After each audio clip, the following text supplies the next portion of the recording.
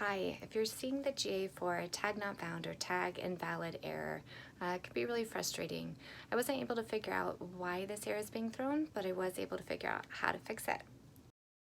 To create new properties, you're probably running into the same issue I have had, which is frustrating, where it's saying that your account ID is either missing or invalid when it's the only one that GA4 property setup is giving you.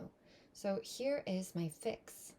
Analytics, you'll come to the property tab, and it looks like it's only giving you Google Analytics 4 as an option. But when you come here and click Show Advanced Options, you can create a Universal Analytics property first. This is going to solve your problem of the missing ID.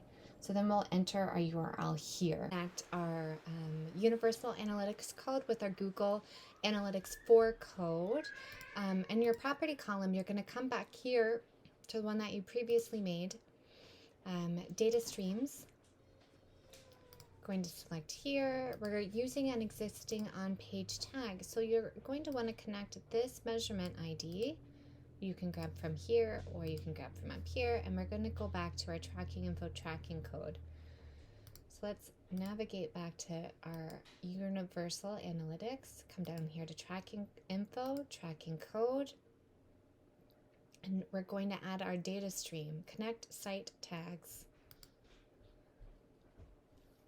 I've already done it here, but what you would do then is you enter your ID and you can give it a nickname. So GA4 measurement ID, or if you have multiple properties, maybe GA4 and name of the property.